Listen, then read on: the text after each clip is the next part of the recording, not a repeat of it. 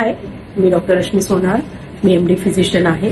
मी Dombivli ईस्टमध्ये practice करते. माझं स्वतःचं city care multi speciality hospital आहे. डिसऑर्डर स्पेशालिस्ट आहे. त्याचप्रमाणे मी क्लिनिकल कार्डिओलॉजिस्ट आहे. तर बरेचसे जण माझ्याकडे प्री ऑपरेटिव्ह फिटनेससाठी आणि प्री एम्प्लॉयमेंट फिटनेससाठी येतात. त्यावेळेस त्यांना मला म्हणजे मी विचारते की डायबिटीस आहे का, हायपरटेन्शन आहे का, थायरॉइड आहे का किंवा इतर काही आजार आहेत का. तर बरेचसे जण म्हणतात की मॅडम, आम्ही ज्या काही टेस्ट केल्या आहेत त्याच्यामध्ये आम्हाला कळलंय की आम्हाला प्री डायबिटीस आहे. तर आता प्री डायबिटीस म्हणजे काय?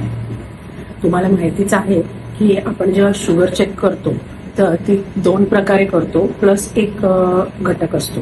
म्हणजे कोणतं? Fasting blood sugar level, post prandial blood sugar level, आणि तिसरा घटक म्हणजे HbA1c. तर फास्टिंग ब्लड शुगर लेवल ही नॉर्मल रेंज असते 60 to 100. नॉर्मल म्हणजे जेव्हा आपण म्हणतो की डायबिटीस आहे ती रेंज आहे अबोव्ह 126 मिलीग्रॅम पर डेसिलिटर.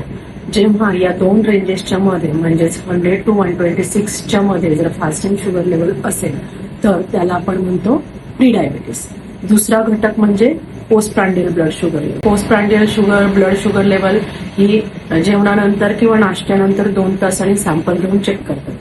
तर ही sugar level normally it should be between 100 to 140 milligram per decilitre, आणि जेव्हा ती मोर दॅन 180 मिलीग्रॅम पर डेसिलिटरच्या वर जाते तेव्हा त्या पेशंटला डायबिटीस आहे असं पण म्हणतो. या दोन्हीच्या मधली जी रेंज आहे that is 140 to 180 milligram per decilitre, that is called pre diabetes range. जर यामध्ये ब्लड शुगर असेल पोस्ट प्रांडियल तर त्याला म्हणतात प्री डायबिटीस. आणि third part that is HbA1c.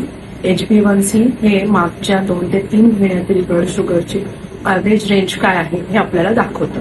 त्याची नॉर्मल रेंज असते अप टू 5.4 to 5.7, आणि जर ते 6.4च्या वर असेल तर दॅट इज कॉल्ड डायबिटीस.